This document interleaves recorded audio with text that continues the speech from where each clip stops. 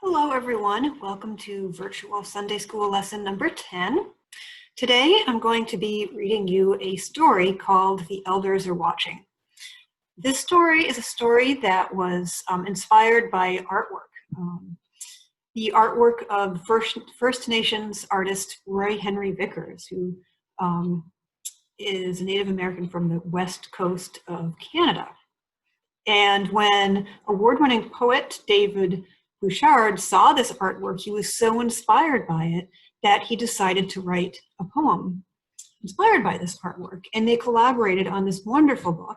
And unfortunately, I don't have the book itself, or I'd be showing you, reading it from the book directly, but I do have the text for it. And I have some illustrations, not of Vickers' artwork, but of artwork that kids did, kids your age, that used Vickers' artwork as inspiration and created their own artwork in his style. So it's pretty cool. I'll show you that later. So this story is about humans becoming too self-indulgent. And it's about how all cultures have elders as in their society who have a wealth of knowledge and a respect and a wealth of knowledge with respect to all things, but particularly in this case, in relationship with others and with relationship to our environment. And think about the word elder. Do you know any elders? What does elder mean? Who are elders? It's not just Native Americans that have elders, right? We all have elders in our cultures. And think about who in your life is an elder. And often we think about the term elder as far as a person, and sometimes you talk about an older sibling, but when you think about it, that's more an adjective. When you think about elder as a noun, as a person who is elders are thought of as wise. And why is that? Why would someone who's lived a long time be wise? Well, they've lived through a lot of stuff, right? They've had so many experiences. Think about it. When you're 5 years old, you haven't done that much. You haven't seen that much. When you're 50 years old, you've had many more experiences. When you're 90 years old, think of all the experiences that you have. Think of someone today who's 100 years old, that they would have been born in 1920. Think about what the different place the world was then. And they've lived through world wars and the invention of computers, and never mind just the internet and cell phones, but the invention of computers themselves. In a lot of places, cars weren't that common in 1920. Cars were very new then. And in rural places, some places didn't have cars, some places didn't have electricity. And think about that world versus the world today. And someone who's 100 years old has experienced all of that, and that can give them great wisdom. And so it's good to learn from our elders. So this particular story, as I said, it focuses on how we can learn how the elders can teach us to respect our environment. All right, so the photos that I have, I'll bring them up. So I'll just get my screen up here so I can show you.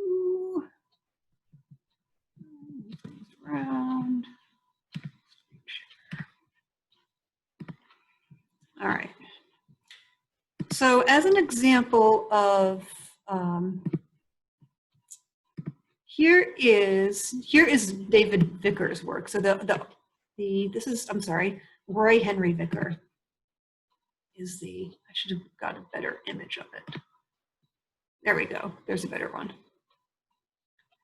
So that is some of the artwork of Roy Henry Vickers, whose artwork is in this book.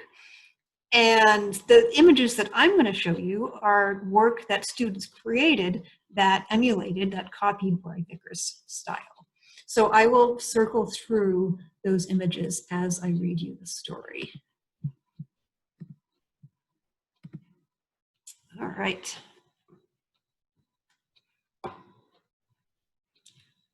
They told me to tell you they believed you when you said you would take a stand.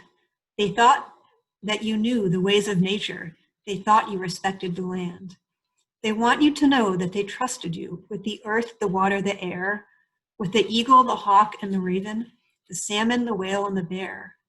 You promised you'd care for the cedar and fir, the mountains, the sea, and the sky. To the elders, these things are the essence of life. Without them, people will die. They told me to tell you the time has come. They want you to know how they feel. So listen carefully, carefully. Look towards the sun. The elders are watching. They wonder about risking the salted waters, the ebb and flow of running tide. You seem to be making mistakes almost daily. They're angry, they're hurting, they cry. The only foe the huge forest fears is man, not fire nor pest. There are but a few who've come to know to appreciate nature's best. They watch as you dig the ore from the ground. You've gone much too deep into the earth. The pits and scars are not part of the dream, for their home, for the place of their birth. They say you hunt for the thrill of the kill, first the buffalo, now the bear, and that you know just how few there are left, and yet you don't seem to care. They have no problem fishing for sport. There are lots of fish in the sea. It is for the few who will waste the catch. For you, they are speaking through me. You said you needed the tree for its pulp. You take but a few. You're aware of the home of the deer, the wolf, the fox, yet so much of their land now stands bare. They told me to tell you the time has come. They want you to know how they feel. So listen carefully, carefully, look towards the sun. The elders are watching. They're starting to question the things that you said about bringing so much to their land. You promised you'd care for their daughters and sons, that you'd walk with them hand in hand. But with every new moon, you seem to be more concerned with your wealth than the few, women and children, their bloodline, their heartbeat, who are now so dependent on you. You are offering to give back bits and pieces of the land they knew to be theirs. Don't think they're not grateful. It's just hard to say so when wondering just how much you care. Now, friend, be clear and understand not everything's dark and glum. They're seeing things that are making them smile, and that's the part of the reason I've come. The color green has come back to the land. It's for people who feel like me, for the people who treasure what nature gives, for those who help others see. And there are those whose actions show. They see the way things could be. They do what they can, they give all they have just to save one ancient tree. They told me to tell you the time has come. They want me to know how you feel. So listen carefully, carefully, look towards the sun. The elders are watching. Of all the things that you've done well, the things they are growing to love. It's the sign of your home, the town that you're built. They can see it from far up above. Like the sun when it shines, like the full moon at night, like 100 totems tall, it has brightened their sky, and that's partially why they've sent me to you with their call. Now I've said all these things that I told them I would. I hope I am doing my share. If the beauty around us is to live through this day, we'd better start watching and care.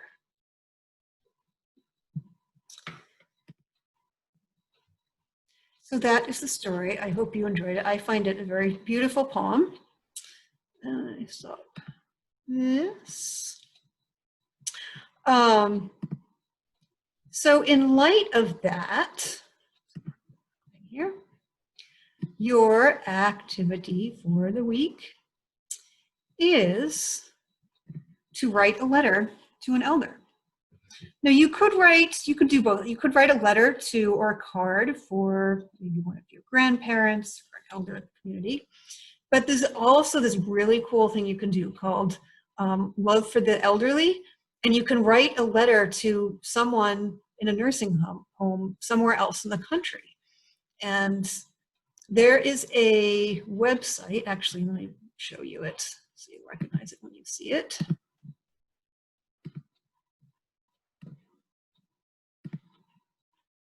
I will share the link for the website with this video, but it's lovefortheelderly.org, and it's the letters page. And what you do is you write someone a letter and you send it to this organization, and they will send it to someone at a nursing home somewhere across this country.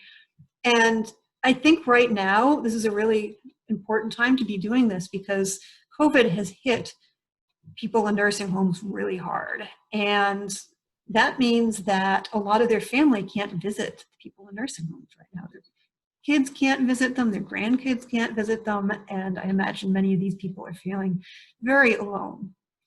So I think this is a really great thing to do. So I'm going to do it. I haven't done it yet, but I'm going to write a letter. And I hope you do too. And as I said, I will post this link with the video so that you can follow through and write your own card to someone. So that is it for today. I might continue a little bit on this theme next week. Stop my screen here. I might do a little more with this particular story, the elders we're watching, because I really like it and I think it's important. So until next week, stay safe, be kind, and be well.